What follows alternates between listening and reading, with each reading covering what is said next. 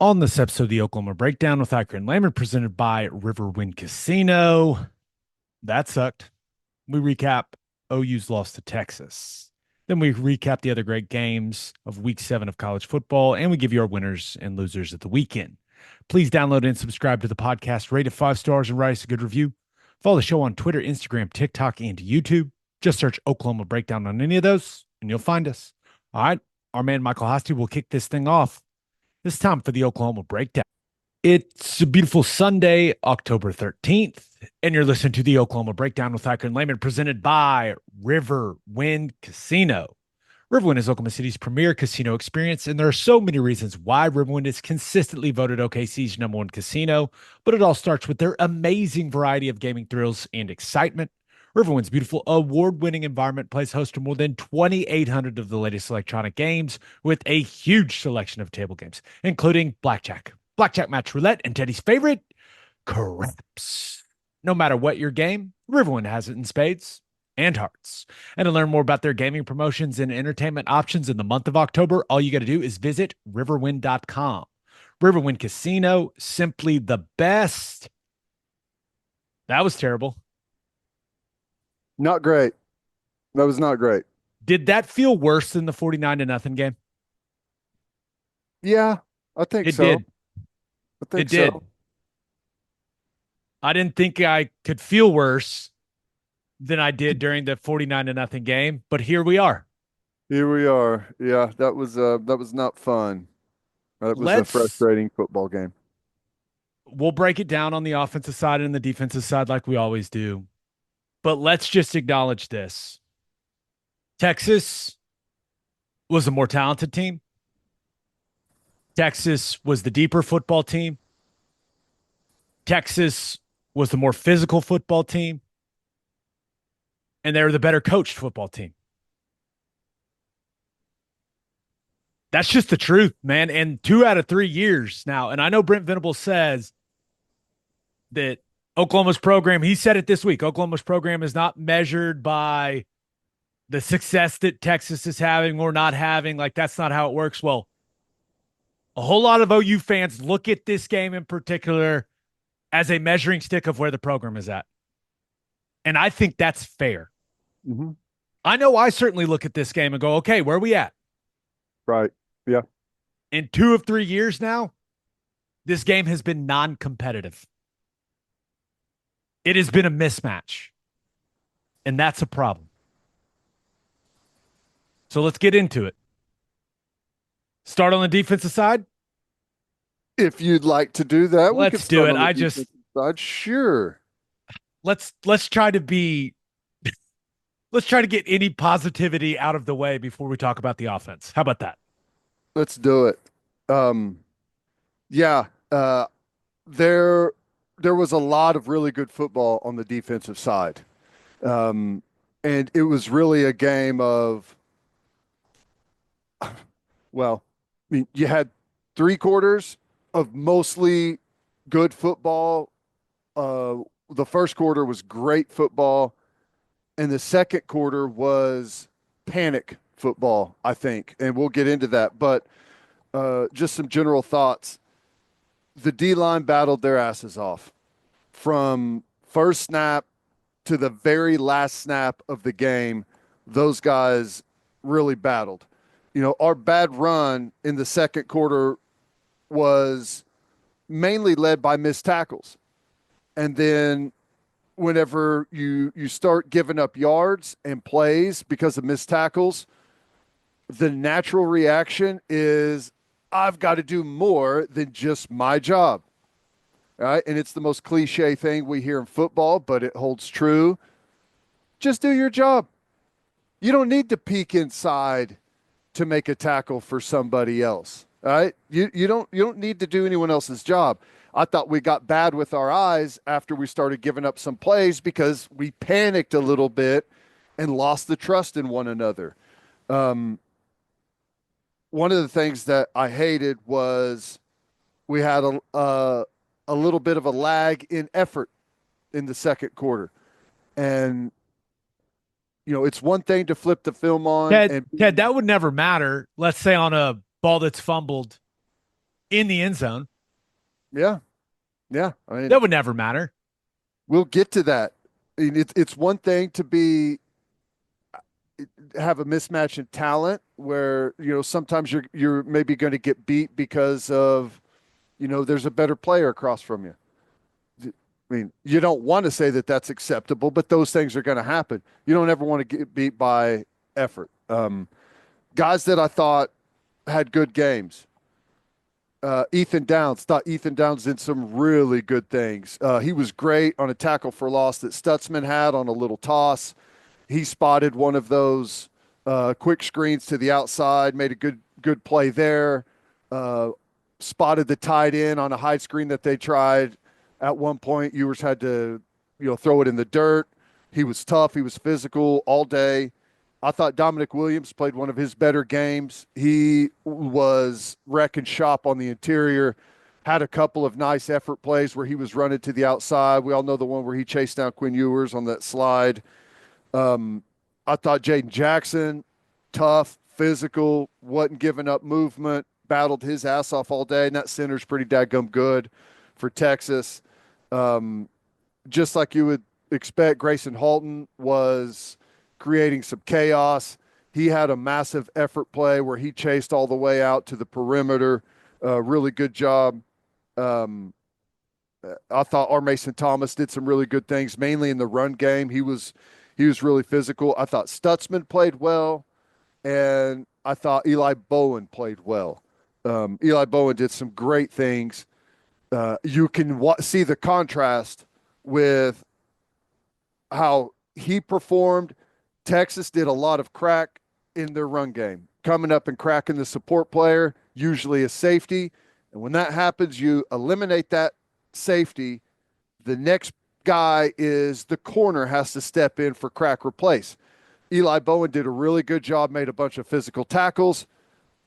Other corners, not very good. We were bad. We get a crack and we just settle back and float, not sure of where we're supposed to be. It was a bad day at corner and safety for the most part, except for Eli Bowen. He was really, really good. We missed tackles uncharacteristically at safety. We were soft and late and floating at corner. Was not a very good day. And I just thought overall, from the safety spot, we were a step slower than we typically are. Case in point, the double pass to the tight end late, where Robert Spears Jennings has a chance to go make the play. The ball's floating in the air forever.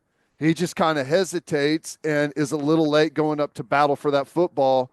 And, they make that play and end up punching it in right there, which was a disappointing way to end the game.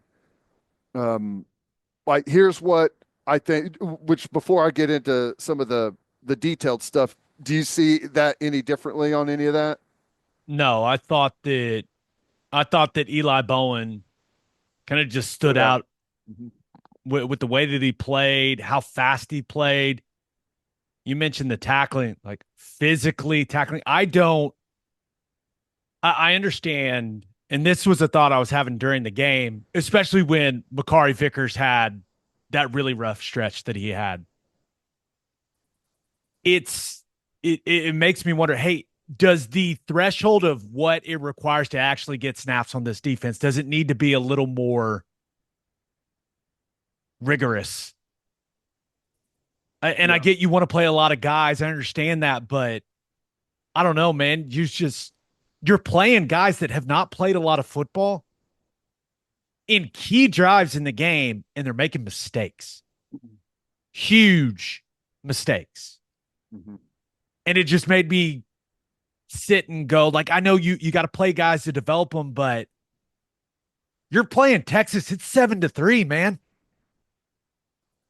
Put your best players on the field. I don't know. That was just one of my thoughts during the game.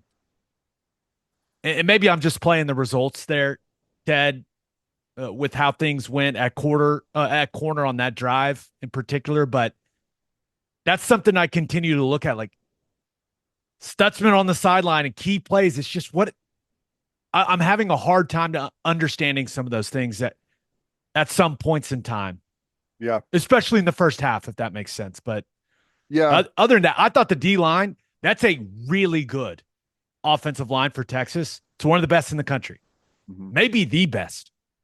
They have an argument, like they do, but I thought those guys battled, and the back end had been a strength this season. It did not, I didn't think it performed.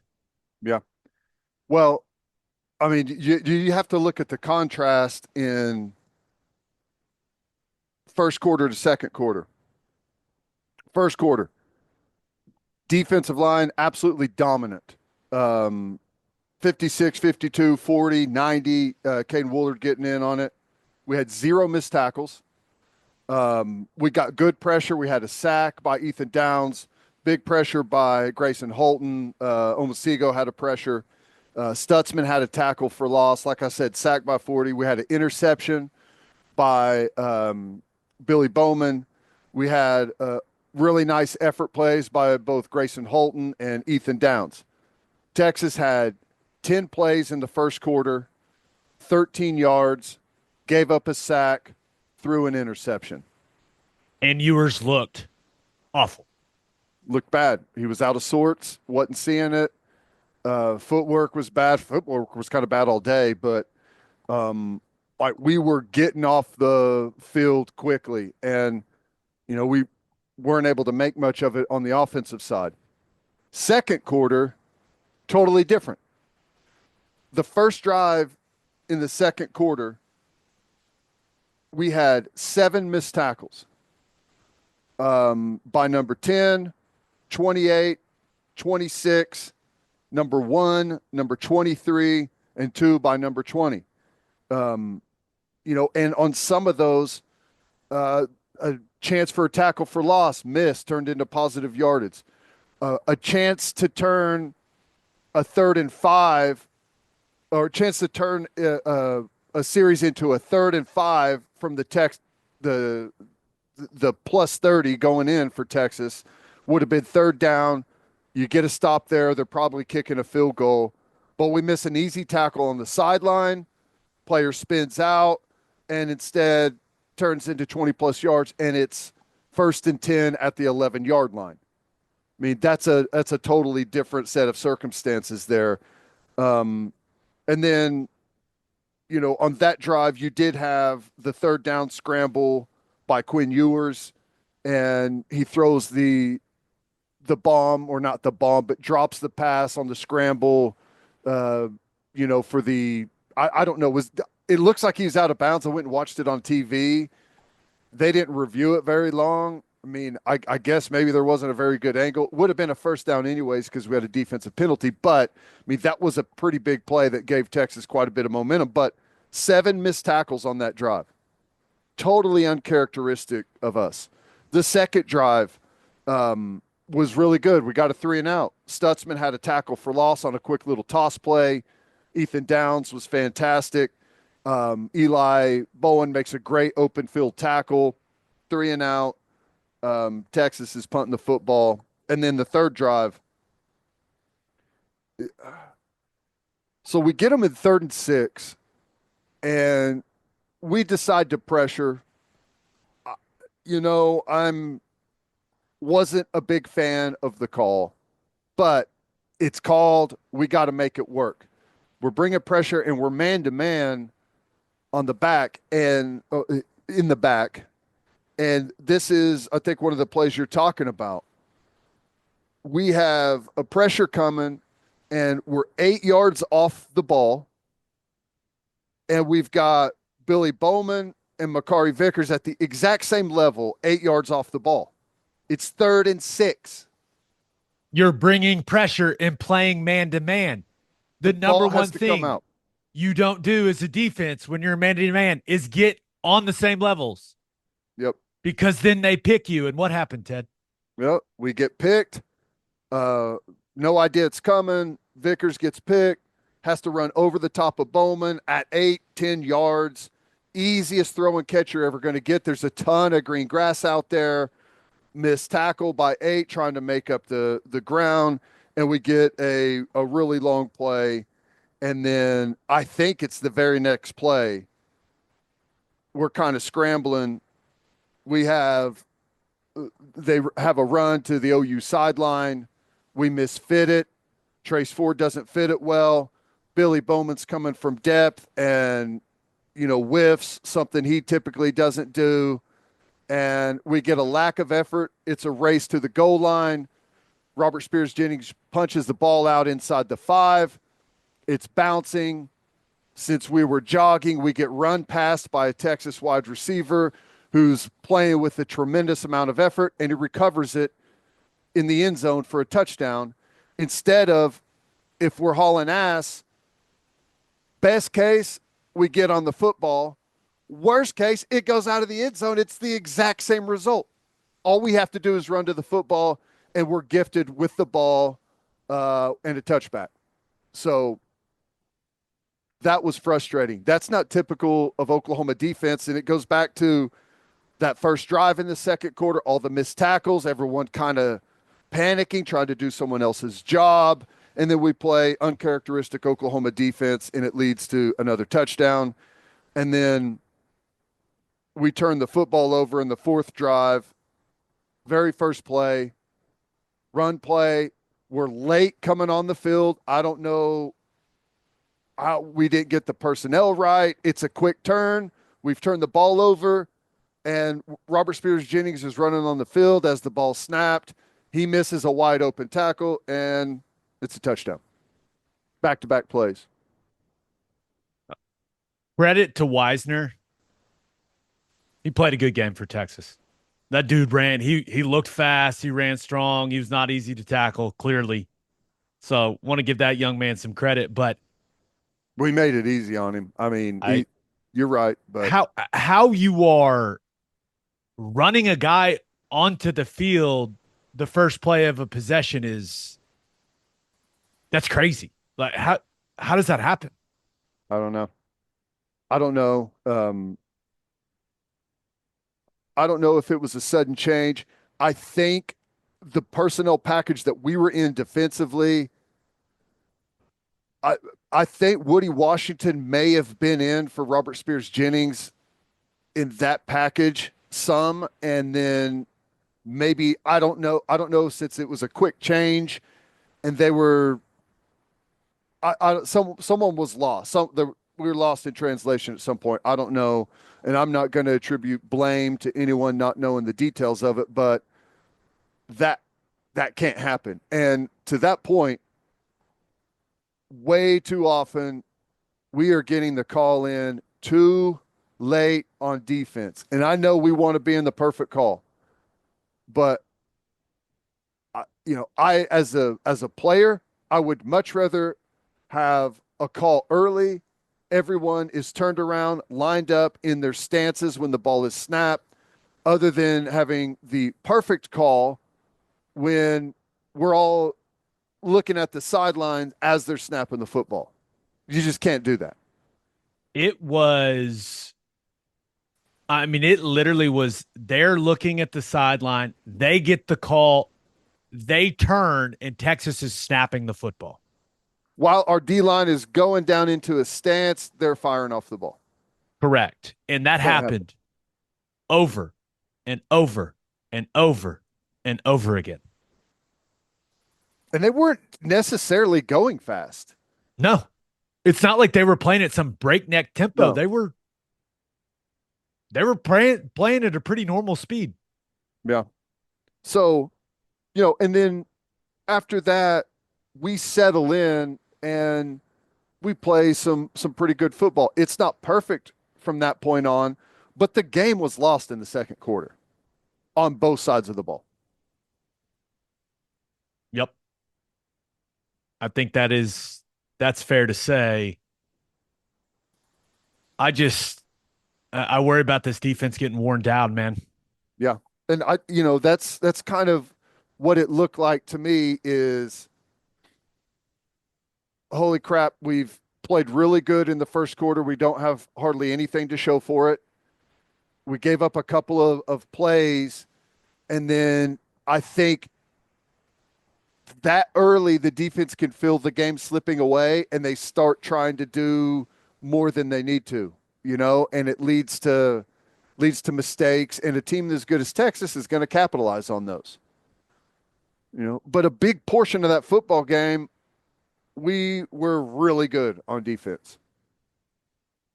Anything else you want to hit? I know the second half, forced some field goals, but like you mentioned, I mean, the game was over. Everyone knew it was over by then. So And it all happened in like a really quick sequence. They had the long drive that, we forced a 3-and-out, and then our turnovers and some really bad plays defensively all piled together, and you blink your eyes and it's over. it was 7-3. Texas got the football with 4:14 to go in the second quarter. It was 7-3 with 4:14 to go in the second quarter. Yep. And it could not. How many times have we heard Brent Venables talk about the middle eight? Yeah. He brings it up constantly. And the middle eight was a disaster for this football team. Yep. Disappointing. Anything else? Anything else about what you saw from OU's defense against Texas? And credit to Texas's offense. That's a good group. I'm not so sure that group doesn't put it up more points with Arch Manning at quarterback, because I did not think I thought Ewers left. I mean, let's be real. He left some plays out there. He missed wide open receivers. We let him off the hook. Had we not started missing all those tackles and gave up that disaster of a drive to start the second quarter, and because we forced a 3-and-out after that, they went backwards. If we don't, like, if that scramble throw over the top is out of bounds, I know they have the first down, but that kind of felt like it got the ball rolling for them. Who knows what happens if we don't let them off the hook on that drive? And Quinn Ewers is really struggling, but yeah. All right, let's get to what we saw from OU's offense versus Texas's defense.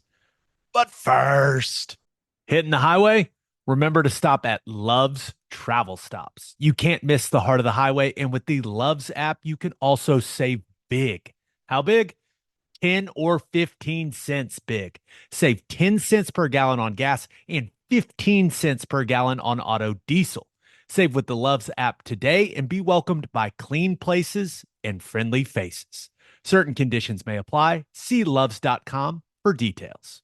Oh, you tailgaters, listen up. We're now officially in the premium conference of college football, and you expect a premium product on the field and on the grill. That's why you need Didier Ranch's steak burgers to take your tailgate to the next level. Proudly raised in Oklahoma for over 120 years, premium beef this good is hard to come by. Go to DidierRanch.com. That's DIDIER ranch.com. Use promo code Oklahoma15 for 15% off your order. Didier Ranch. Tradition plays better and tastes better. And we are brought to you by Simple Modern, the official drinkware partner of the Oklahoma Sooners. This season, Simple Modern is creating unique drinkware for each home game. So get your exclusive refillable Sooner cups at any of the remaining home games. And when away games have you cheering at home, get your OU gear at simplemodern.com or Amazon's Simple Modern shop, along with more than 100 partnerships with colleges and professional sports teams.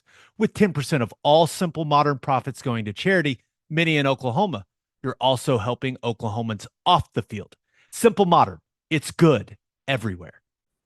Looking at OU's offense against Texas defense, just want to start here. Brent Venables gets paid a lot of money to make decisions regarding his offensive coaching staff. Those are his decisions and his alone.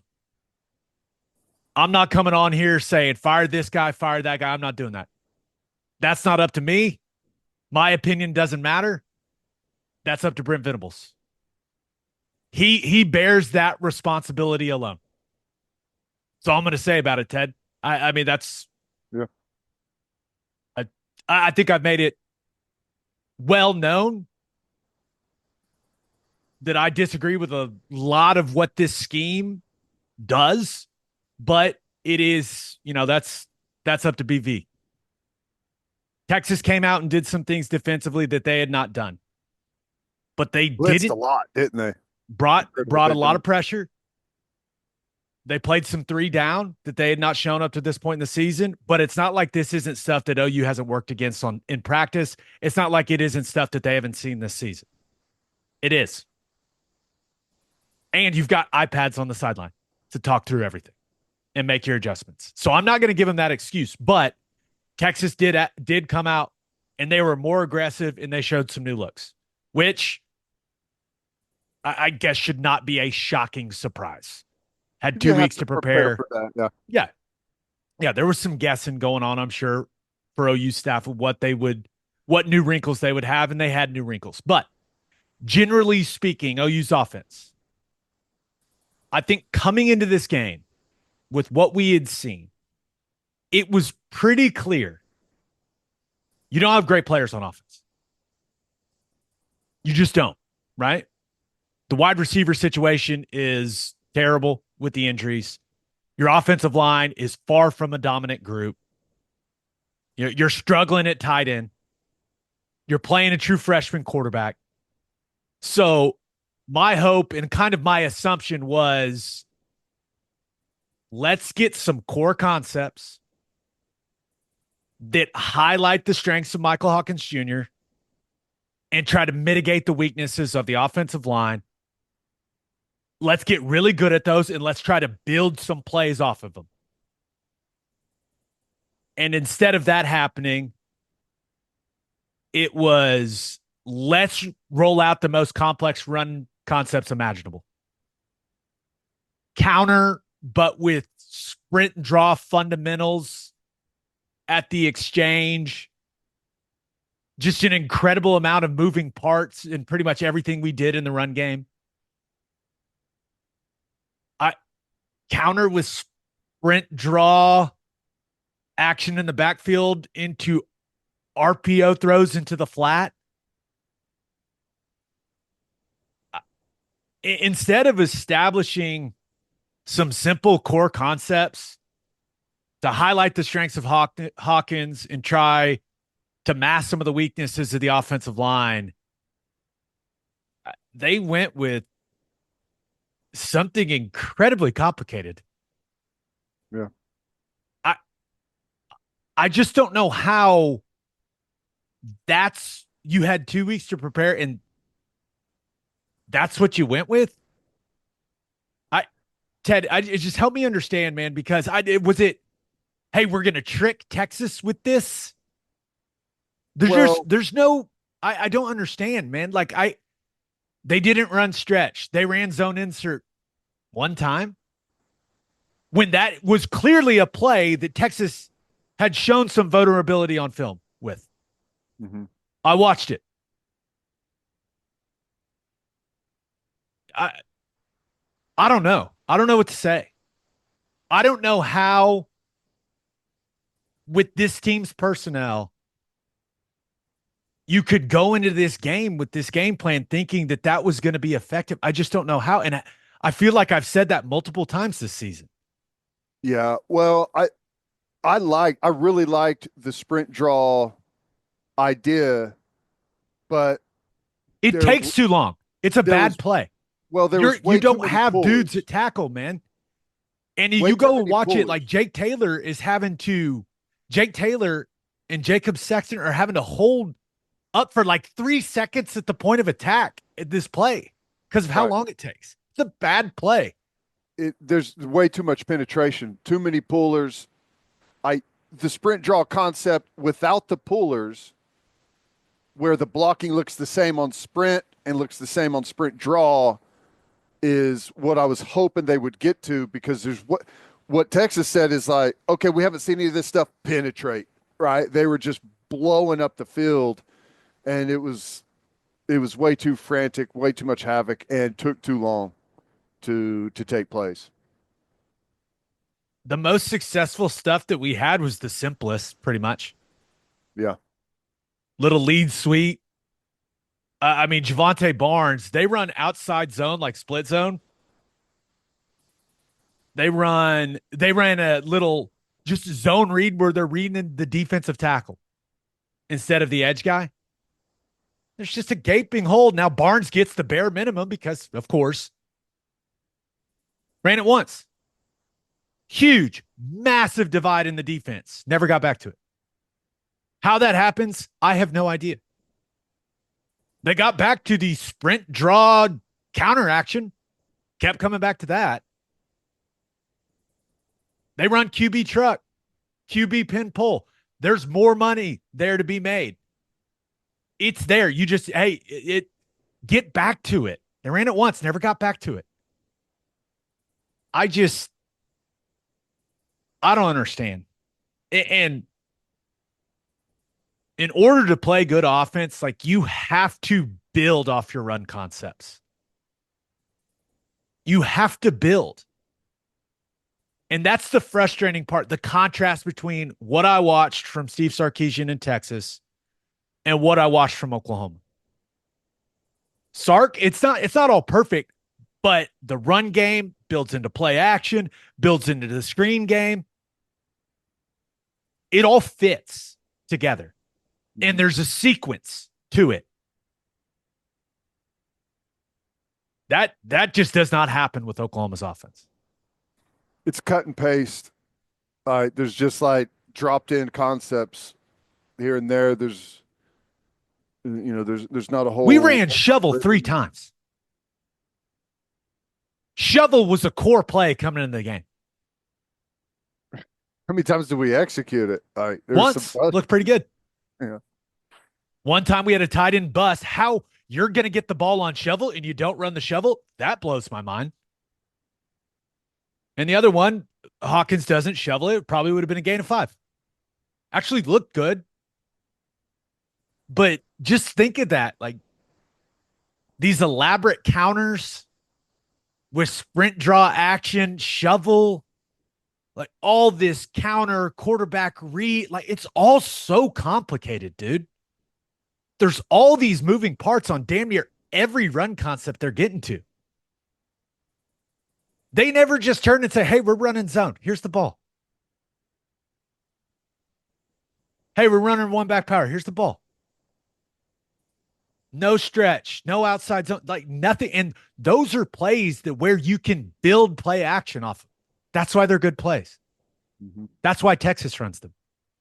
Because of your ability to build off them. And it's just, I don't understand, man. I don't understand at all. Yeah. And the counter stuff and with the pullers, and there's the time and place for it, but you're trying to get the ball to hit one spot, basically. And that's the good thing about stretch is it can hit anywhere. It can cut all the way back. It can stay really wide front side. You can run the same play 5 or 6 times, and it feels like a different play every time because the track of the back and where he ends up taking it changes. It's crazy to me that this offense just can't line up and run zone insert or stretch or even zone read with Michael Hawkins, where he's just like old school zone read, like the earliest version of the play, the easiest version of the play. Everything has to have all these motions and all these moving parts. It's crazy. Yeah. And it doesn't work. So this is alarming to me. And I know we heard Venables say they were going away from some of the RPO stuff. But Ted, what has been the core run play for this offense for the last 3 years? The inside zone thing, whatever. Correct. It is. That I think I've made it very well known. I'm not a fan of that play, right? But it has been your core play. It's what your offense is built on. They did not run that in this football game. Remember, this is what you're working all offseason with, all spring, all training camp. We build on this play, our RPO stuff, play action. We build on this play. We build. They didn't run it once. And I hate that play. I hate it. I made it clear on here. I hate that play. But that is crazy. Yeah. Well, I don't know that there's any I think the only reason they began to even run it is because of the action and the RPO stuff off of it, right? I mean, isn't it just kind of a numbers play? Like, Right. yeah, But it's what you've done. I know. Michael Hawkins, remember, he looked good in spring ball and training camp, running that offense, not running counter sprint draw RPO, get him out onto the edge of the defense. So I'm struggling, man. I'm struggling, but the plays don't build on each other. The run game's too complex. The wide receivers can't win. I mean, Hawkins was, let's just get into the player breakdowns. There's not much there in the passing game. There's just not. Apparently, we're the only team in the country that just can't scheme a couple guys open during a game. You watch college football all Saturday, you got guys just no one around them catching passes. Apparently, we can't do that at all. We can't. It's hard to get a passing game whenever you can't. It's either not protected, someone's getting beat, nowhere to go with the ball. Like there's always one thing missing. It was in the passing game for Hawkins. Wide receivers aren't open. When there were guys open, he was either under pressure, just didn't see him, or he was hesitant. Mm-hmm. Took a couple sacks that were bad. You got to get rid of it. You got to dirt the football. He knows that. I don't think he made, it didn't look to me like he made quick decisions with the football, which I thought had been a strength of his up to this point.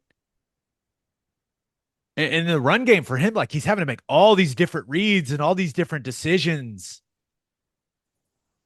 And I'm sure he missed some of them, but I don't understand why you don't have that guy get out on the edges of the defense more.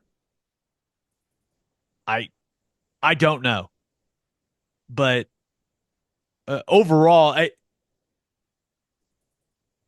offense as a whole was a disaster, Yeah. and he's not set up for success with what they're doing in the run game and the issues they're having blocking people. So I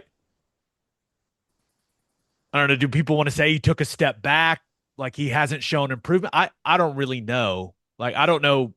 I don't really know what to take from this performance from Michael Hawkins, just because it all was a disaster. Well, the thing that's interesting to me is, um, I don't even know what his numbers are. I don't know that I looked it up, but Quinn Ewers, I wouldn't say that he had some exceptional game. I mean, I don't even know what was the best play that he had. I mean, that throw on that scramble, Yeah. um, probably the best play. It's such a low stress football game for Texas's quarterback. It's like hand here, hand here. He's just carrying out fakes, you know, dumping the check down. Now he sailed some throws, but it's all so simple and like effortless. Outside of a couple plays where he scrambled and took some shots, like an absolutely stress-free day. And let's saying me saying that I don't think that he played particularly well. You contrast that with Mike Hawkins, and I'm not saying it's on him, but it's like everything is like chaotic constantly. It's a hard way to play football. No doubt. And he was in the first half, especially, was under a lot of pressure. But yeah, I don't really know what to take away from Hawkins's performance. I know people want to say, well, how would Jackson Arnold have performed? I don't know.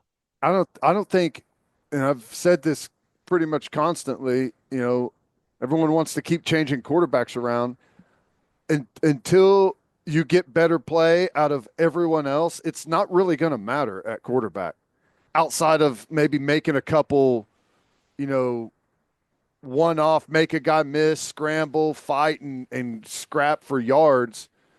You got to have guys in the running game that can make guys miss tackle, run through some tackles, break some big runs, got to block better, got to catch the football, got to get open.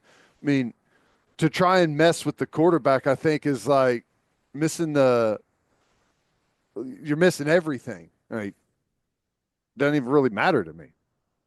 Longest run of the football game for Oklahoma was 13 yards. The longest pass was 15 yards. Not a single offensive play over 15 yards. I honestly didn't even know that was possible for Oklahoma football. It's really hard to play offense without explosive plays, Mm-hmm. especially against a team as good as Texas. That's so brutal. Wide receiver, not a lot in the passing game, right? With how this thing unfolded.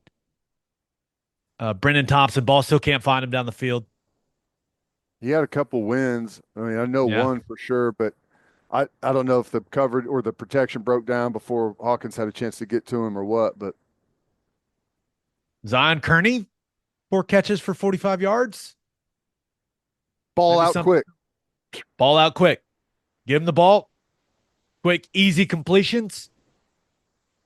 Kearney looks the part physically. Hopefully we can develop him and he Yeah. can become a player. Reagan's, I think the only note I had for him is he dropped a pass. That's it. Hester, he had 1 catch, did a cool flip. That was fun. And Petaway had caught a screen for 6 yards. Had Hester on that deep ball early that just missed his fingertips. Zone insert, RPO. Safety fits, throw the go ball. Don't think we ever got back to it. Some things that make me scratch my head, man. Okay, look at a running back. Javonte Barnes, 14 for 38. He's the same guy. He only gets what's there. Gavin Sawchuk, 2 for 9. Had a couple really nice blitz pickups in this game. Mm-hmm. Was wide open on the wheel route. We all saw it. Hawkins is working the other side of the field first. Never got his eyes there. It looks really bad when that happens. I wish you would have seen him. That's pretty much my only thought on that. Yeah. Taylor Tatum is the most frustrating guy on the football team for me. It's clear the talent's there. When he's got the ball in his hand, and I know he fumbled, right? Not great. I get it. Not great. But kind of a weird play. He's going to the ground. It's kind of strange. That's the common fumble, right? Whenever the ball comes over the elbow when you take contact. Yeah, it's just, sometimes those things happen. But that is not his problem. The fumble was that's not what frustrates me. The problem is I'm not sure I've ever seen a player who has on a percentage basis more mental errors than him. It seems like half the time he's out there, he doesn't know what he's doing. The Hawkins fumble, which, by the way, knew the offense had to be clean coming into this game. Those turnovers were critical. Now, a good play. It's a good play by Anthony Hill Jr. But the reason he was able to just run around and then run Hawkins down from behind and strip the ball is because Taylor Tatum's supposed to go block him. He just kind of lays on the ground in front of him. I don't know what he was doing. And hey, to Anthony Hill's credit, he keeps playing and goes and makes a play on the football. Huge play in the football game. There's a play, maybe it's the fourth quarter. Taylor Tatum's getting the football. They are running like GT, it's like GT counter with the second back out of the 21 personnel stuff. GT counter lead to the left. So just think, the combinations are on the left side of the offensive line. The pullers are coming from the right around to the left. Taylor Tatum gets the football and goes right. 2-4 unblocked defenders. That's insane. It's crazy. It's clear. He didn't know where the ball was supposed to go. How that Yes. happens, man, I don't know. But if you're wondering why he doesn't get on the field more, it's not hard to figure out. Guy's got all the talent in the world. It's clear. But, dude, learn what to do. Holy shit. Tight end, Bauer Sharp, 3 for 21. Nothing really notable in the run game. Blocking continues to be a struggle. Jake Roberts could have had a touchdown late. He was open. Didn't connect. It would have been a But tough one. It was a missile. it was a missile, and he took a shot. It would have been, Yeah. but it would have been cool to see him score no OU Texas, even if it was a sad touchdown. But 1 for 12. I didn't, when you talk about him as a blocker, didn't really have a ton of notable stuff either. I don't, there's no use of even getting into they ran that speed option play again. It has never worked. It's like they fake like they're going to do zone and it's delayed, and then they go run and speed option. Trying to get him to collapse down a little bit. And guess what they didn't do? Did not collapse down. They didn't collapse down because you didn't run the zone play to set it up. Which goes back to like stacking plays, like building on concepts. It's just not there. It just offensive line. This group doesn't move people. Like it's been established. We know that. Now I do not think, I continue to think that what they went with in the run game did not set them up for a ton of success. But just looking at the guys individually, Michael Tarquin, it was clear at moments in this game he was struggling to get off the snap count on time. He was late. You got to anticipate better, and that got him in trouble. And then Beanbo just pulled him. This is the guy that's been your most consistent offensive lineman. He's been a captain. I just don't understand pulling guys like that. I don't. And he gets pulled right after he's a little late and gives up a pressure, and I get it, but played 27 snaps in the game. Never saw the field again. Guy's been your best offensive lineman. Got pulled. It was 7-3. That's strange. I don't get that. And you moved Sexton to left tackle, where he's a worse player at tackle than he is at guard. So I don't know. Jacob Sexton did not create a lot of movement.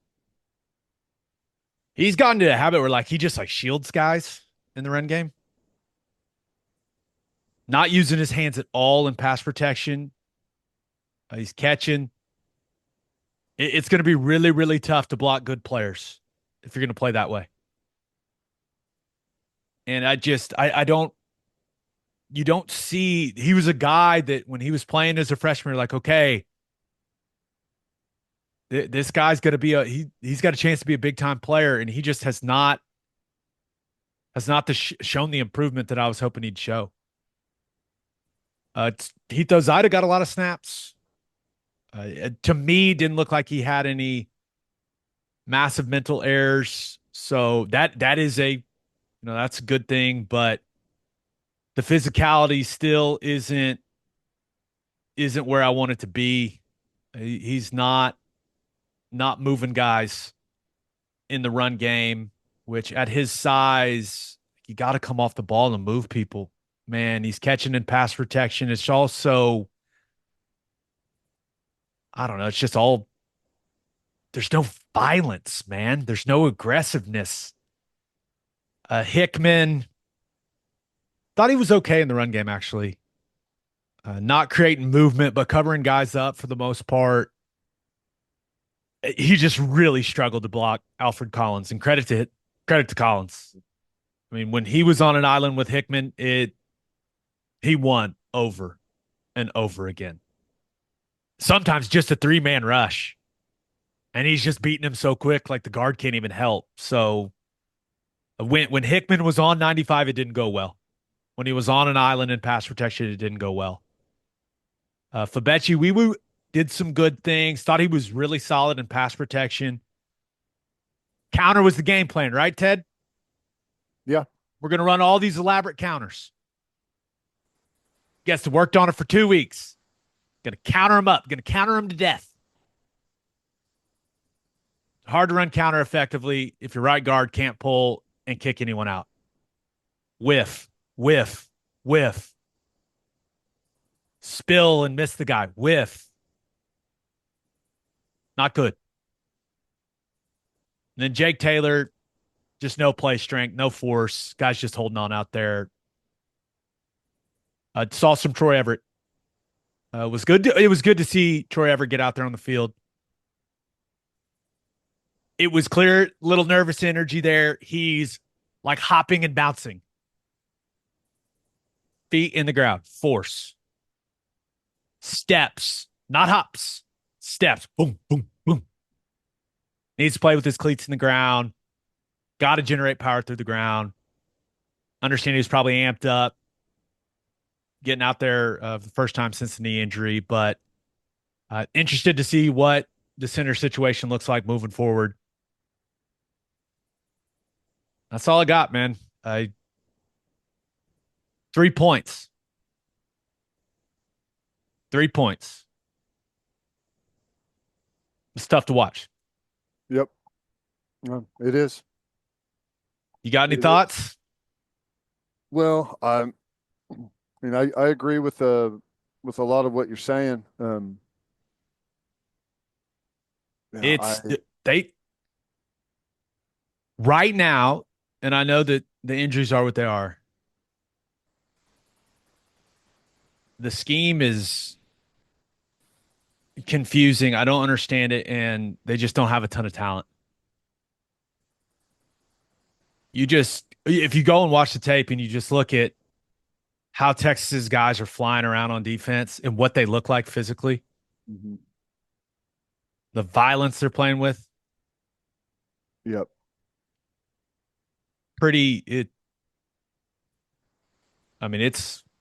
It jumps off the tape. And on the offensive side of the football right now, Oklahoma just does not have what you need to be a real contender in the conference they're in now. They just don't. Yeah. Yeah.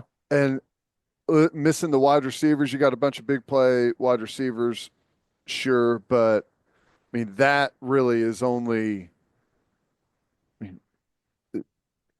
that only gets you so far. You have to be able to win on the line of scrimmage, right? And you have to be able to win in the running game to get to a point where you can take advantage of those guys. And we're not violent, not moving people, shielding, kind of like you said, and then running backs either just getting the bare minimum or don't know where they're going.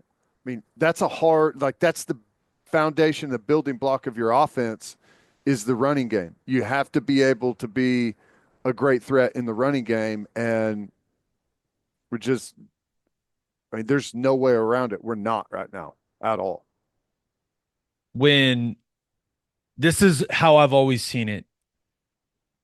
And I think my perspective is actually pretty valuable here because I was not a guy that just moved people off the football. That was not my strength. When you can't move people off the football, you got to make people move. You got to run zone. You got to run pin pull. You have to attack the edges of the defense. You have to create variables. And this is not an athletic offensive line either. Like, not only can they not move people, they don't run well either. Hickman doesn't run well. Wiwu doesn't run well. Tarquin it's not an athletic group either. But we now have 6 games to where you can look at it and go, hey, these guys are not knocking guys off the ball. So what do? You have to make the defense move. You have to. And it's not overly complicated. And that's why I was so hopeful that that's what we were going to see against Texas. And it pretty much went the exact opposite of what I thought it was going to be, which is unfortunate. Let's get the caller shot. We asked you guys, number one thing that stood out about OU's loss to Texas. This first one comes from Cole Stockson, who says, it is generally becoming difficult to watch us scratch and claw for 1 or 2 yards every possession when teams around college football are moving the ball in a functional manner every week.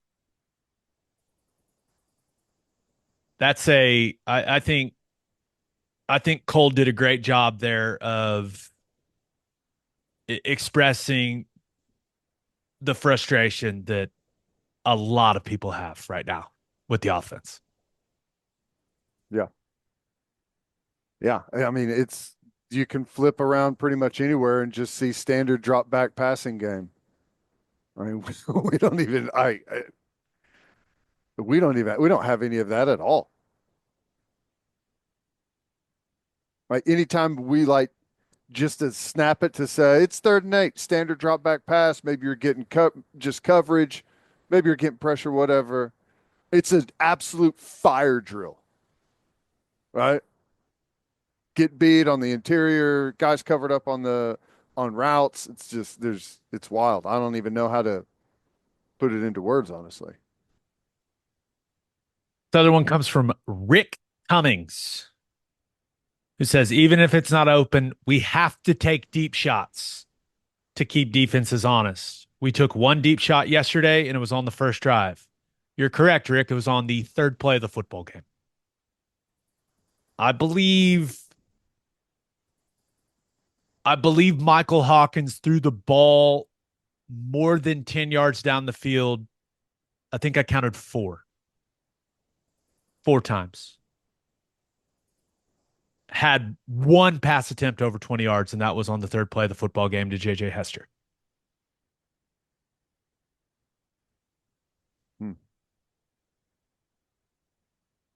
Tough. Tough way to play offense. Can't run it. No explosives in the passing game. That's how you get embarrassed by a rival in front of the entire country. Yeah. Fairly simple. Any other thoughts on the game? I think the most frustrating part for me is it feels like Texas's trajectory is on a great path, and we're just kind of lost. Yeah. I hate that it feels that way. Well, we are lost. This season could not have. I mean, I think we're here. We're here for a reason.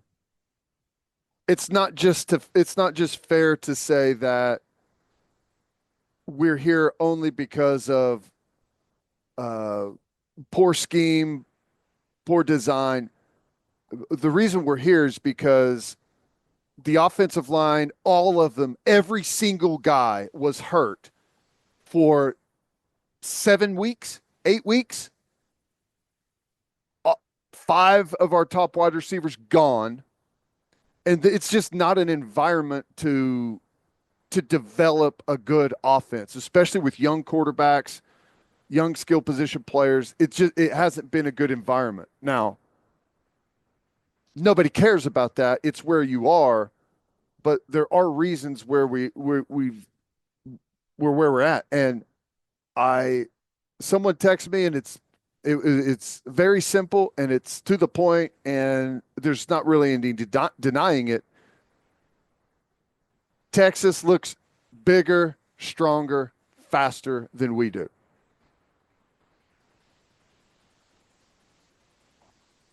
And you can't argue with that. They do. They are bigger, faster, stronger than we are.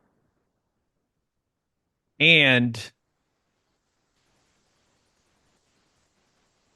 it looks more organized. X's and O's wise. Mm-hmm. That's a balanced football team. That's a team that plays complementary football, and we'll see how the rest of the season goes for them.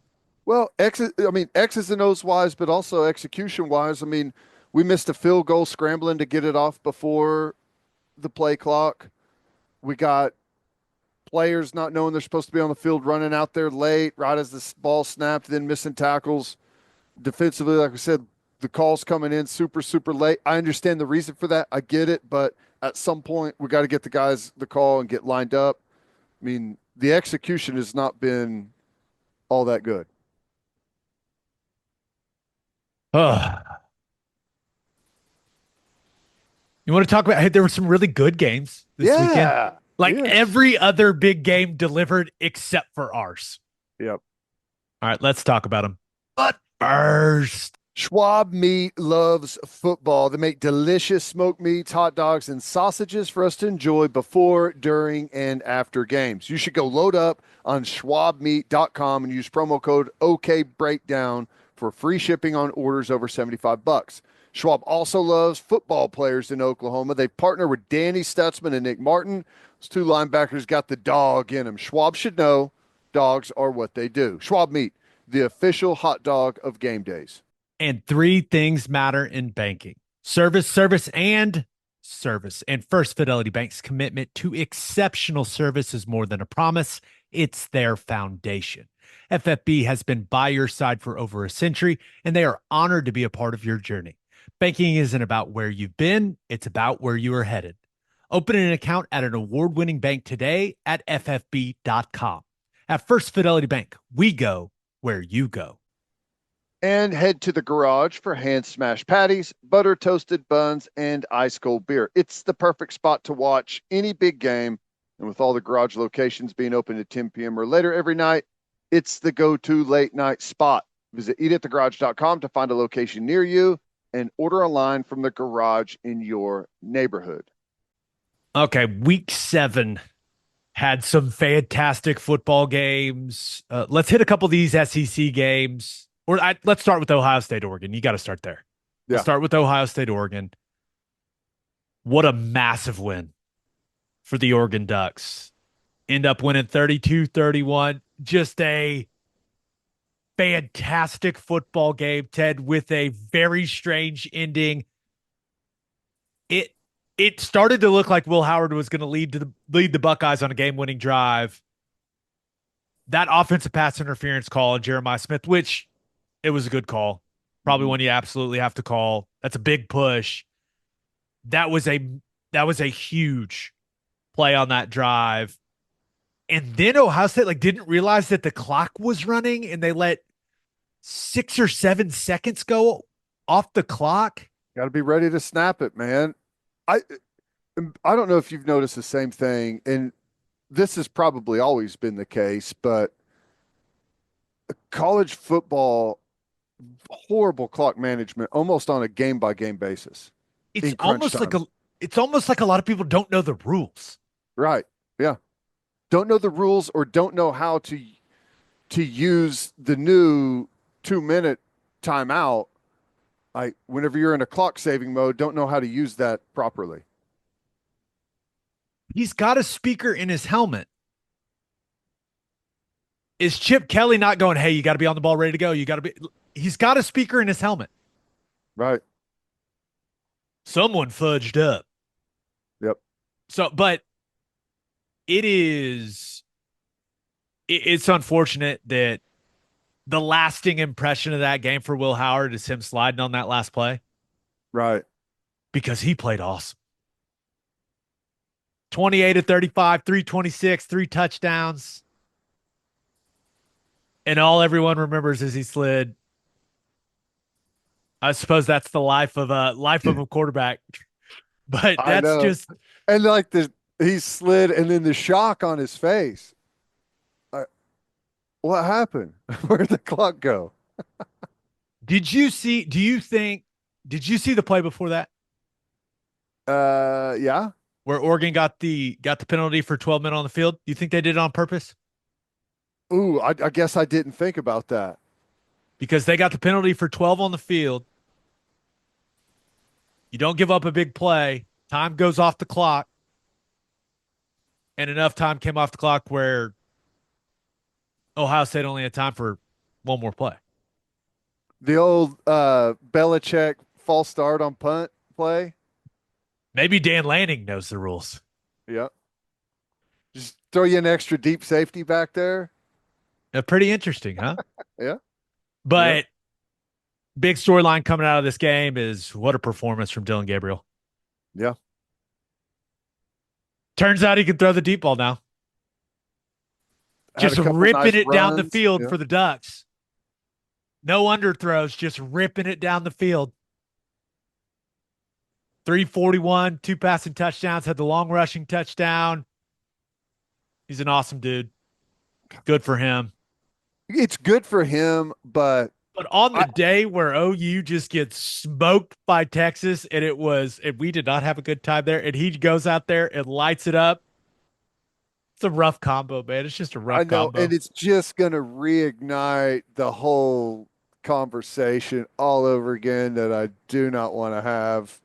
But good for him, played well. That run late was awesome, and looked like the atmosphere looked incredible. Great football game. Yeah, it's just such and you're Will Howard played a very good game, but and I'm not necessarily just dumping this on him. It left you very unsatisfied the way that it ended with just a slide in the middle of the field. Yeah. It felt like that was an awesome football game. It felt like it deserved a more dramatic ending than Like just a heave to the end zone, something, whatever it might be. a lot of screenshots out there of Will Howard with his knee on the ground with 1 second left on the clock. Oh yeah. Interesting. Yeah, Interesting. I mean, I didn't go back and look at that, and it's crazy on those plays. Like typically you'd think they would look at it, but they were gone. Just out. See ya. Game over. Jordan James is a lot of fun for Oregon. That is a violent running back. Yeah, he's good. Evan Stewart, a wide receiver, the dude's a playmaker. They got they got talent at the skill spots. Quarterback's playing well. Thought that, coming into the game, hey, how would they hold up at the line of scrimmage? That was my big question. They battled, man. Oregon's got Ohio State's themselves a got good a football hell of a team. D line too. I mean, that's not. I mean, to play well, run the ball well, generate that type of offense. I mean, coming in, a lot of people suggested Ohio State had the best defense in the country, and Oregon was able to generate quite a bit of offense. At this point, would be very surprised if we don't see these two teams play again. Big Ten title game, maybe, and if it's not in the Big Ten title game, then probably see them at maybe some point in the playoff, like maybe both, but Yeah. two really good football teams that they had everyone's eyes on them, the big stage, and but it felt like both teams delivered, which is like that's the best thing in college football when it all comes together like that. That was fun. No, I agree, and you're kind of, we get to see Texas against Georgia coming up this week, but Oregon, best team in the Big Ten, Texas, best team in the SEC. How weird does that sound? This is a little strange. Only other thing on this game, other than biggest win of Dan Lanning's career, another top five loss for Ryan Day. Hmm. Did you see the guy get ejected for spitting on someone? I didn't see that. Trayshawn Holden, wide receiver, ejected for spitting On a player, on a player. I can I, get I behind will that. be I will be perfectly honest. I did not know you could get tossed from a football game for spitting. All the stuff you get away with in this sport and you get thrown out of a game for spitting. I'm okay with it. Really? Yeah. You shouldn't spit on another man. I'm not saying you should, but doesn't that feel awfully punitive for spitting? No. Okay. Spitting is Weakest thing you can do. it's like the weakest, Yeah. No, cheapest that's a good point. bullshit you can ever even do. Yeah. It's like I I don't think you should be thrown out of the game for punching someone in the face mask. I think you're just an idiot. All right. I mean, if you want to do that, maybe if a guy doesn't have a helmet on and you throw a punch at him or swing your helmet as a weapon, yeah, throw him out for that. But anything else, I, physically, I'm fine. But if you're to the point where you're going to spit on someone, toss them. I think you've convinced me. It Yeah. was just really strange. It's like he's been disqualified for spitting. When there's like a fifth, something that you know is a 15, like without a doubt, you are going to get a 15-yard penalty. Like some celebrations, there's there's a little bit of a gray area, right? Was he taunting? Was he in someone's face? Was he not? Spitting on someone, you know you're going to get a 15-yarder, and emptying the clip on a guy that you just tackled, you know you're going to get a 15-yarder. I say throw guys the hell out of the football game for that. But it's interesting. The the emptying the mag celebration, you get to stay in the football game. Spitting, gotta go to the locker room. Fake machine gunning someone to death, you stay. Spitting, you're gone. It's just interesting. It is. It is. Football's funny sometimes. Hell of a win for Oregon. And it'll It be was. interesting to see where their season goes from here. I thought Ohio State was going to win that football game. It, it was in the balance there late, but congrats to the Ducks. That's a big time win. All right, let's hit one more game. Ole Miss, LSU. Another game that delivered. LSU wins it in overtime, 29-26. And it was a lot of fun watching these offenses. I don't know how it made you feel, Ted, but watching the caliber of wide receivers in this game Big time. and the QB play, that throw from Nussmeier The final throw. on the drive to Titan regulation Oh, okay. Yeah, yeah, yeah. to Aaron Anderson, where he's covered and he throws him open, he lets it rip. Right You down the can't middle of even the field. see him. You can't even see the receiver behind the defender when he throws it. That's the stuff, man. That's Just how you got to big do time it. stuff from Nussmeier. And Good coaching, good job on the receiver, knowing the ball's going to win on that side. It was good. LSU just churns them out a wide receiver. Anderson and Lacey are both just fantastic. But what'd you think of Brian Kelly kicking the extra point there and playing for overtime? I I don't have a problem with it. Um, I got no problem with it. At home, good crowd. Think that they had some good momentum there. I got no problem with that. I mean, Yeah. that usually what you see if you're at home, extend it. If you're on the road, maybe go for the win, depending on the circumstances of the game. And I mean, obviously, how you're playing really depends on it. And or I, I don't have a problem with it. I think that everyone's going to remember the throw, but the biggest play on that drive to force overtime was that 4th and 7. I mean, that's a pressure situation for Was LSU. that the They picked that scramble up. where he's scrambling around? Yeah, I think it was just like an easy throw and catch. Yeah, he had some. I mean, the last couple of Nussmeier's drives. good. Yeah, I was really impressed. He had some really nice throws out there. I mean, he had a couple of WTF moments out there, but he was letting it rip, letting it fly. Just trusting his guys to go make plays. I mean, a lot of his throws are just throw it in an area, right, and let somebody go make the play. Yeah, it was the 4th and 6. I think can't remember if Mason Taylor was running a drag or if he was running an out, but kind of catches it up high. Nice conversion. But I thought that the overtime was very entertaining. How about that kick from the kid from Ole Miss? That was crazy. It, Drilled it. it was a disaster of an overtime period Kept offensively. going backwards. Center was not good by the center. And but he drills what was that, 57 yards Yeah, for and Caden Davis? it had room. He kicked it from the eye of the tiger. Nuts.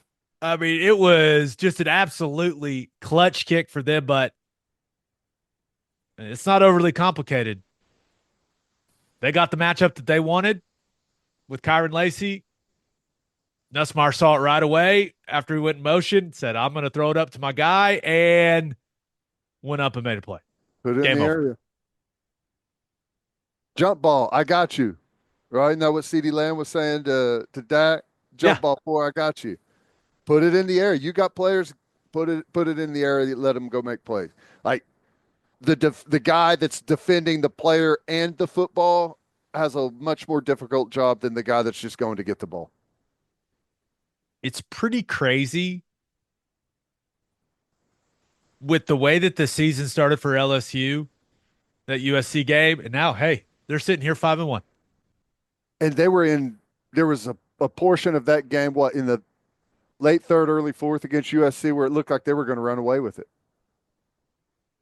So, Yeah. Meanwhile, you look at Ole Miss. It was supposed to be the year. All in, collected a ton of talent, you know, cutting those NIL checks. Now they're 5-2. Mm. But if you're Lane Kiffin and you're a guy on that team, or even if you're an Ole Miss fan, you got to look at that game and go, that's one we should have had. Well, they missed a 32-yard field goal, got stuffed on 4th and 1 inside the 5-yard line in the fourth quarter, or excuse me, in the first quarter, fumbled at their own 25 before the half, gave LSU 3 points. Early fourth quarter, dart through an interception in the end zone. I mean, they held LSU to 84 yards rushing. They lost a football game. Yeah, and even in overtime, like shot themselves in the foot in overtime, going backwards on offense with Yeah. mistakes. Now the kicker bailed them out, but still, I mean, not the final possession you wanted. No. Two really good games, though. Appreciate you. Appreciate those 4 teams. I needed it. I was eating my feelings, drinking my feelings away, and at least I had some quality football to watch. Ted, made me feel a Man, little better. It made a little of the pain go away.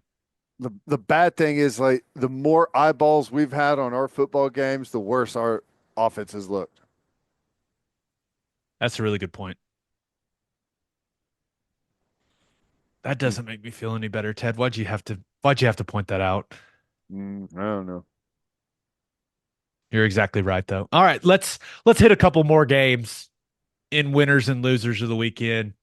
But first, Insurica's launched a new digital agency introducing Insurica Direct. Whether you're in Oklahoma or anywhere across the U.S., they've got you covered. From small business insurance and health insurance for your employees to insurance for individuals like home, auto, and even Medicare supplements. Insurica Direct's got it all. Start your journey today at insuricadirect.com. Remember, at Insurica, we specialize in you. and head to opolisclothing.com for our podcast merchandise and the best OU gear out there. That's OPOLIS clothing.com and use promo code TED, TED for 10% off. That's opolisclothing.com. Promo code TED for 10% off. Buttery soft and 10% off. As always, Ted, kick us off. Who do you have as your winner of the weekend? I'm going right back to Ashton Jeanty for Boise State. I love this guy. He's become a staple of the He's a winners and staple. losers section of this podcast. You know how it goes. When I find something I like, I ride it out for a while. Another big day, 31 for 217 with a touchdown. Also caught a touchdown, 2 total touchdowns. His 7th touchdown of 50-plus yards on the ground. Incredible. To date, 126 carries, 1,248 yards, 17 touchdowns on the ground, 18 total. He is your Heisman front runner. Is he? Who else is in the fight? I mean, Dylan Gabriel after that game. Dylan Gabriel's in the conversation. We'll get to it in my winners and losers. But Travis Hunter got hurt. Yep. Didn't play the final 3 quarters of that football, or final 2 quarters of that football game. Left in the second quarter with a shoulder injury. I Alabama took a loss to Vandy with Jalen Milroe. I mean, he was at the top of the conversation after they beat Georgia. It feels like, doesn't it feel like Jeanty and Dylan Gabriel? That's the Kinda. conversation right now. I mean, that's, and I don't know that is anyone else numbers wise. We hit it in the recap. Garrett Nussmeier has to start sneaking into the conversation, right? With the numbers he's putting up. Yeah. Yeah, probably so. Probably so. I mean, it's Cam Ward at Miami, they're still undefeated. I know that 2 of those wins are interesting, but he's got the numbers. I mean, and he's fun to watch. So I think Cam Ward's in there, and you got your 2 leaders passing right now are it's crazy. Jackson Dart 2384, Cam Ward 2219. They're both right at 70%. Dart is 151 of 215. Cam Ward's 148 of 214. So they're right there. one Cam guy's Ward, team has 2 losses. One guy's team is undefeated. and Cam Ward has way more touchdowns, 20 touchdowns to 5 interceptions. So he's looking good. But Nussmeier he ain't far out of the conversation, just under 2,000 yards passing, 64%, and 18 touchdowns. So he's in the fight. I'll say it. Diego Pavia from Vandy, and we'll get to that in my winners and losers. Vandy's my winner. Okay. I see it. Other than Jeanty, who's more important to his football team than Diego Pavia? Like, it feels like he's changed that program. Oh, yeah. For sure. And they're winning games. I don't know. It's just something to think about. You know, another guy, Kate Klubnik's been awfully good lately for Clemson. Yeah. And that football team, they're starting to play some good football. Seems they found a little bit of a rhythm. Just saying. We kind of buried him after what happened to him against Georgia.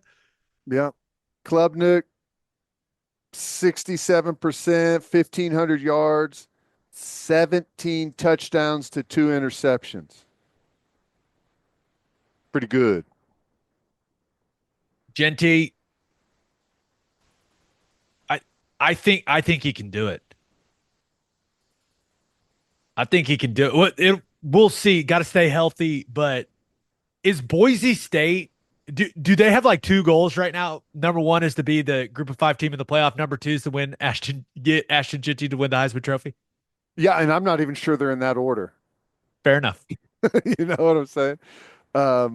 I just to put it in perspective, he leads the nation in rushing right now by 300 yards, and he's got 17 touchdowns. He's got the most touchdowns. The Sampson kid from Tennessee already has 15 touchdowns. He's not far behind, but he's got half the yards rushing so far. And then the Caleb Johnson kid from Iowa's, he's doing pretty good too. He's got 937, only 118 carries. But the crazy thing to me is Jeanty's averaging 10 yards a carry, 1,250 yards on only 126 attempts. That's crazy. It's crazy. It's awesome. Jeanty and Gabriel. We'll see how the rest of the season goes. All right, who do you have as your loser of the weekend? I had to go with the University of Southern California. Blown lead. Jumped out to a big lead over Penn State at home. this was going to be a huge win for them to get back on the right side of things. But now they have fallen to 3-3 overall, 1-3 in the Big Ten. It looked like if you were watching that game, it kind of looked like USC was about to run Penn State off the field. That's right. I mean, early for them, that offense was rolling. It was explosive play What, after 20-3 or explosive something play. like that at one point? Yeah. Quentin Joyner and Woody Marks were going wild. And when the Stevens guy picked off Drew Aller, I was sitting there going, I think this may get out of hand, but they ended up only turning that into a field goal. But it was 20-6 at the half. And Penn State did not look like they were finding anything offensively. But to their credit, they came out of the second half. They came out of the locker room hot, man, put together a couple really nice drives. Did you see the flag football play? What one? Tyler Warren, who, by the way, tied in for them, 17 catches in He this went game. off. The one in the end zone was crazy. Yeah, it was especially crazy because he snapped the football in that play. Right? That's nuts. I mean, he snapped the football to Pribula, who's their backup quarterback, who turned and threw it to Aller, who was lined up out at wide receiver. And with how they were lined up in the trips on the outside, Warren, who snapped the football, was the end man on the line of scrimmage. The entire offensive line was to his right. He was an eligible receiver. It was a flag football play. Mm-hmm. Just an all-timer from Kotelnicki. Now, a hell of a catch in the end zone. Right. It's like the old swinging gate stuff that you do on like extra points and stuff to mess with the other team. Pretty That's cool. one where you're working on it in practice and you're going, there's no way we're ever Never running run it. this. Never But run it. credit to Andy Kotelnicki. That guy will run it. That was awesome. Somewhere Stanford Steve was smiling Oh as yeah. Warren was catching pass after pass after pass. Yeah. And hey, it was crazy that that exchange. You're right. Coming out of halftime for Penn State when it was 26, and they go right down the field back to back drives and score touchdowns. Long drives, a 75-yard drive in 2 minutes, and then a 90-yard drive to tie the football game. USC got tightened up at that point. Well, they Over. tightened up, and then it was 20-20, and they kind of late. USC put some good drives together. Mm-hmm. I mean, that drive to go up, I think it was 30-23. Yep. That 9 was a plays, 75 fantastic. yards. It was a fantastic offensive drive from the Trojans, but to Penn State's credit, that happens and they answer right back. And that was what they converted 4th and 7 and 4th and 10 on that drive to go tie the game. Yep.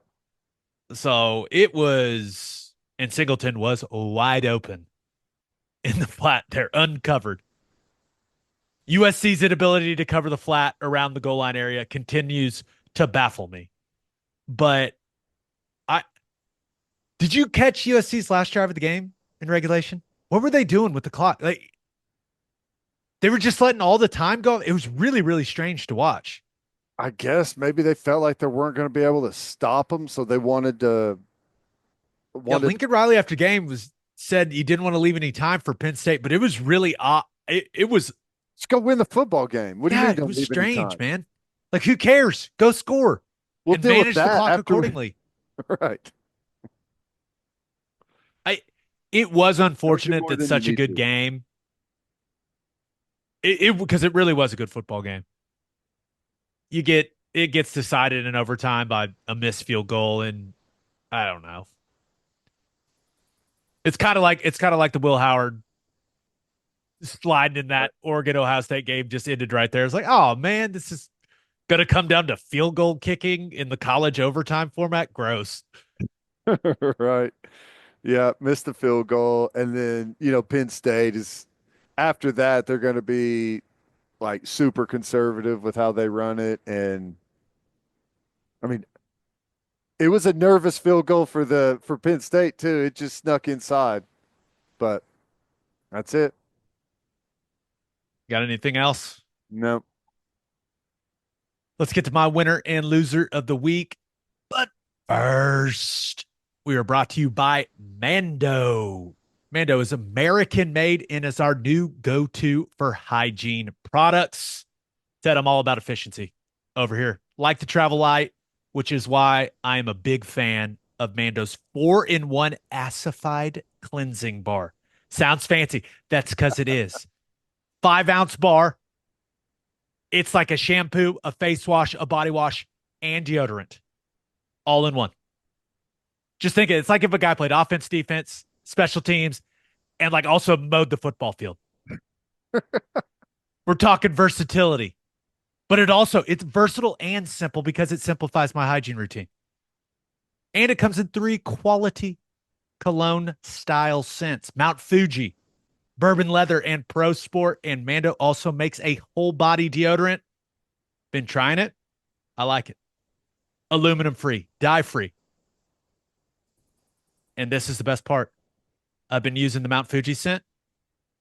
Not making this up. Wife walked by me the other day. She goes, "What? You smell manly." Really? Yeah. I thought she was going to say you smell acidified. Oh, that would have been good too. But it was pretty interesting. So I took that as a compliment. I was like, all right, I like smelling manly. What's up? And luckily, we've got a discount code to get you hooked on the best smelling whole body deodorant on the market. New customers get $5 off a starter pack with our exclusive code, and that equates to over 40% off your starter pack. Use code OKBreakdown at shopmando.com. That's SHOPMANDO.com and use code OKBreakdown. And what if for the rest of 2024, you got a little bit better every day? When you're learning a new language with Babbel, that's exactly what you're doing. 1 in 5 Americans have learned a new language on their bucket list. If that's you, make 2024 the year you finally check it off the list with Babbel.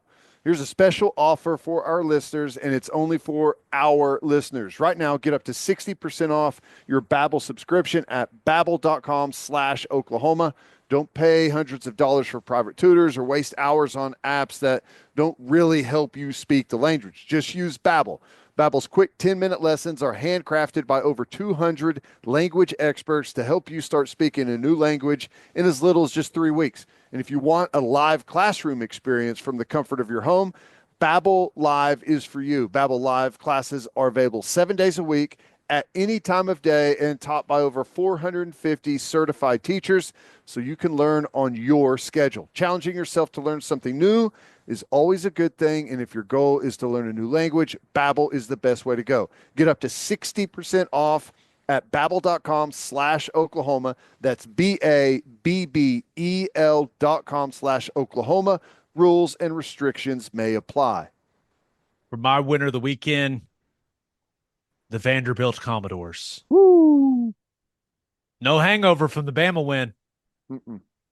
Ted, they auctioned everything off. Didn't matter. Went to Kentucky and got another win. Never trailed. Never trailed in the football game. Question for you, bud. If you beat Alabama and then you go on the road and you beat Kentucky, that's not an accident. I think that just means that means you're just a good football team, right? Right.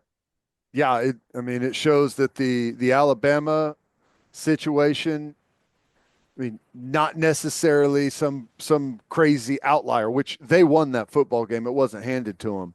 They went and won that game, won against Kentucky, had Missouri, a top 10 team at the time, on the ropes at their place.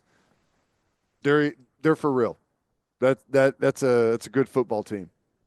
And Diego Pavia is fantastic. Yes, he is. He is so much fun to watch. I hope that knee injury he suffered in this game, right, kept playing. Tough guy. Hopefully that's nothing serious moving forward. Hopefully that doesn't limit his mobility, because that guy is so fun to watch.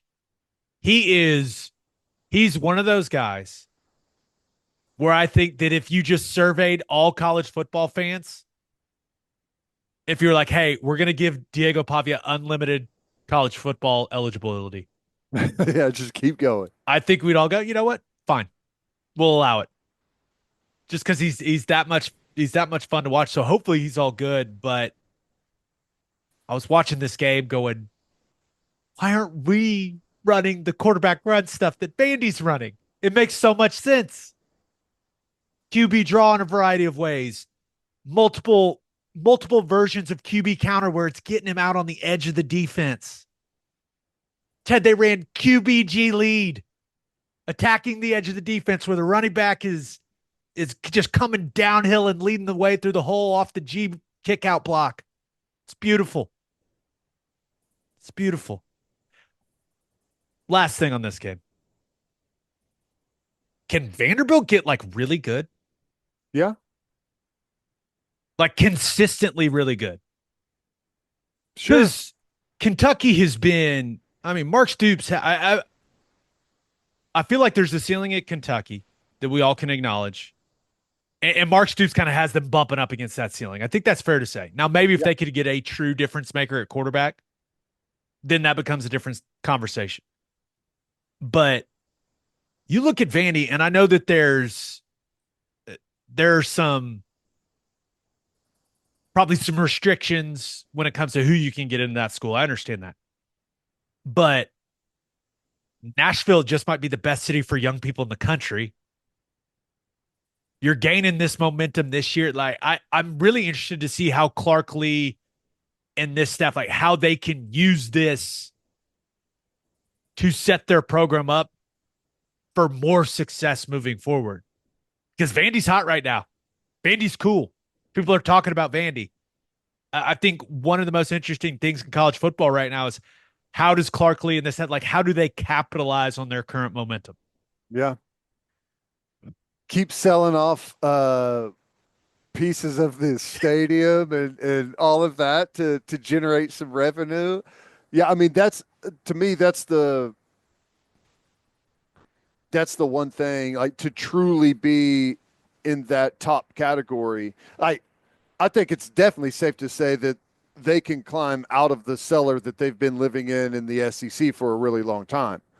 But to be a consistent top team in the conference, it costs a lot of money. And I don't know about like what their NIL stuff looks like or whatever, but I mean that would be the only thing that I would say is going to hold them back. I think I saw a quote from Mark Stoops talking about Vandy's NIL investment after the game, and I don't think that played. I think it was a real quote. I don't think that played very well with Kentucky's fan base. So just interesting. But Was he saying that their NIL is better than Kentucky's? I think he would say, hey, look at what they were able to do with NIL with Pavia. And I don't think, and remember, he's got a transfer quarterback that was at Georgia, and Pavia came from New Mexico State. Yeah, it's It like seems like a strange quote. New Mexico State to Vanderbilt was, yeah, he may be one of the cheaper transfer quarterbacks in the country. He's fun though. And Yeah. I firmly believe this. I think he should be like I think he should be in the top three, maybe at the very least top five of everyone that's got a Heisman Trophy vote. He has to be in serious consideration at this point in the season. I know we got a lot of ball to play, but that guy has brought life. Diego Pavia has brought life to Vanderbilt football. Yeah. Trying to see where he is statistically. The statistics are not going to wow you, and I don't No, care. right. I I'm with you. I mean, because all things are not equal, so stats don't always tell the issue. But you typically, I mean, you've got to have, you can't not have good stats, and you can't do it with bad stats. His stats aren't bad. I mean, he's throwing 70% completions, 1,100 yards, 10 touchdowns to one interception. That's pretty good. I think And the biggest his biggest accomplishment is he's gotten that entire locker room believing they can go beat anyone on a Saturday. yeah, That yeah. that's Heisman Trophy caliber stuff in my mind. So The we'll see. crazy game is the Georgia State game that they lost 36-32 early. Yeah, They beat Virginia Tech, which, they were a big underdog in that one. Close at number 7 Missouri. That was an overtime game, I believe. Beat Alabama, beat Kentucky. Like, if it's not for that Georgia State game, they've got one overtime loss on the road to the number 7 team in the country. Vanderbilt putting together a nice season. I agree. My loser of the weekend, the Colorado Buffaloes. Just a wild ending to a football game. Looked like they were going to finish off the comeback. They pick off Avery Johnson on that 4th down play. It looks like they're returning it for a pick six. The guy falls down. Oh my gosh. Just brutal. Falls down. But hey, they score a couple plays later. And they've got all this momentum. The crowd's going crazy. There's all these celebrities on the sideline. It was a scene in Boulder. And Jace Brown did not care. 50-yard touchdown. A couple plays later, and that place was quiet. Mm-hmm. But they scored so fast. Shedeur Sanders and that offense, 2 minutes and some change to go, ball in your hand. Got to go put a drive together, and they just didn't get it done. Would have been awfully nice to have Travis Hunter in that situation. Yeah.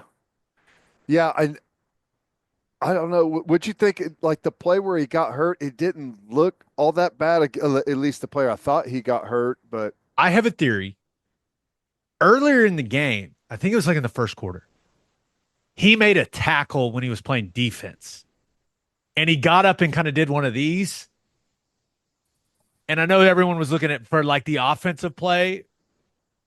There was a collision there. There's no doubt. But I think maybe that's when it started. That's my theory. that's why I say if I was playing against him, I'd make him tackle the entire game, nonstop. Like Hopefully Texas it's not. did our corners. Yeah. Hopefully it's nothing major because I love watching him play football. The argument is that like he's the best player in college football. You can't win the Heisman Trophy if you don't play. Right. So we'll see. But he's got a very bright future on the football field to consider. So I'm sure that he will make an intelligent decision when it comes to that shoulder. This is maybe the wildest stat of the entire football season. Ted, you're pretty good with numbers. You got a big brain. Mm-hmm. When you got a good brain when it comes to football stats. Okay. Kansas State outrushed Colorado by 217 yards in this football game. Hard to overcome. Very hard to overcome. Huge disparity in rushing yards, right? What if I told you that Kansas State outrushed Colorado by 217 yards in this game and Kansas State only had 188 yards rushing? That would tell me that Colorado went backwards quite a bit. Colorado had negative 29 yards rushing in this game. Whew. Sack yardage, of course. But yeah, got outrushed by 217 because they had negative 29. Yeah, is Shedeur Sanders' day of 9 for negative 50? Is that good? I couldn't believe it when I was thinking, because I was looking at it going, man, Colorado just cannot run the ball. As I was watching the game late, there's so much pressure on Shedeur Sanders to make plays in the passing game, and they've got playmakers at wide receiver. They got some wide receivers. He was 34 of 40 for 388, 3 touchdowns and an interception. That's really good. He can play. Yeah.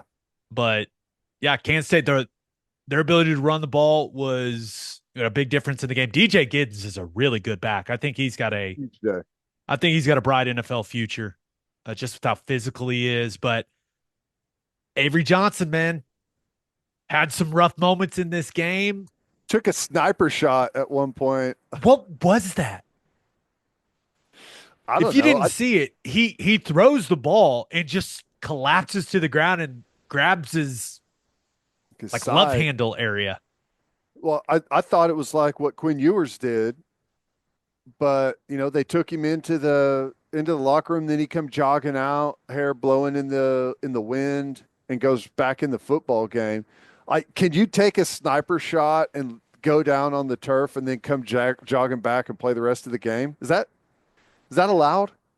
I Yes, because we watched it. I I don't know, but the only other thing on Avery Johnson is, hey, he bounced back. He threw that interception. It felt like, hey, did this just lose us the game? And he bounced right back and threw an absolute dime on the 50-yard touchdown. Mhm. He also did the Dion dance in the first quarter of the game.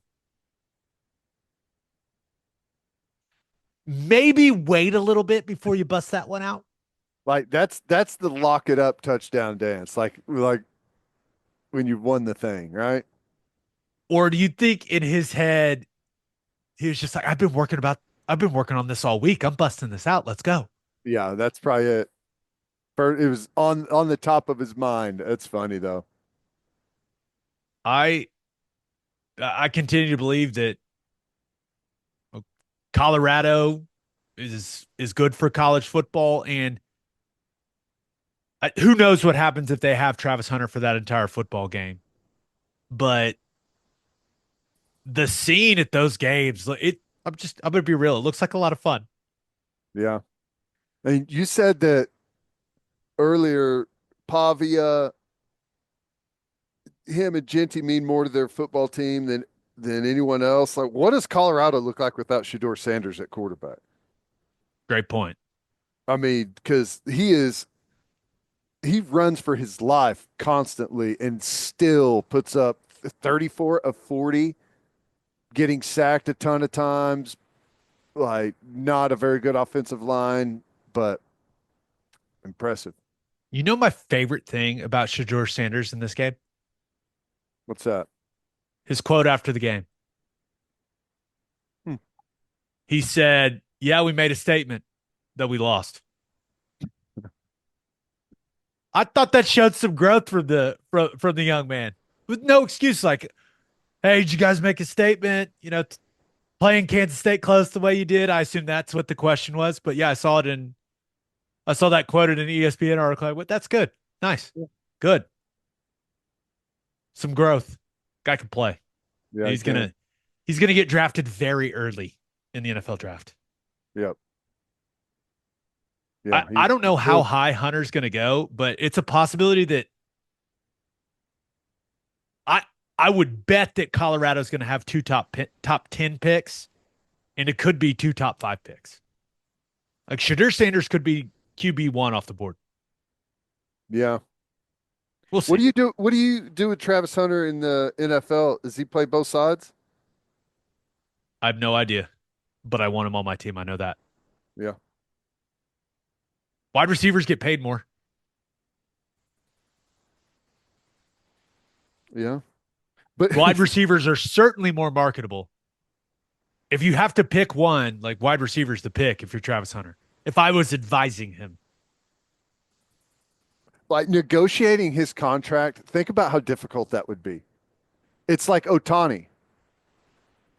How do you negotiate it if he plays both sides?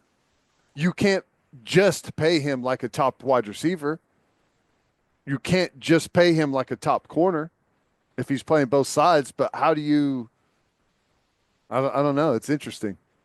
I think Is he like the? he can't do what he did. I just don't think there's any way he can do what he did in college in the NFL. It's just dude, everyone's so big and strong and fit. It's just that's too much wear and tear on your body. Right. But I think he could do it in pieces. Yeah, I think he could play situationally defensively and play full-time wide receiver. Like come on the field like third and long, second and long, and third and long. Yeah. I don't know. Something like that. I don't know. I can't wait to see what happens with them in the I don't NFL, know. though. It should be fun. I agree. Birthday shout outs. Happy 4th birthday to Kipton King. Happy 6th birthday to Riker Russell Ross. Happy 11th birthday to Giovanni Rodriguez. And happy birthday to Zane Zuber. On that note, episode 465 in the books. We'll have a new podcast that'll drop on Wednesday. Just a reminder, please subscribe to the podcast wherever you listen to podcasts, and please subscribe to our YouTube channel. Hope you all have a great start to your week. And until next time, we appreciate y'all for listening. Do we always do, Oklahoma? Take care of each other.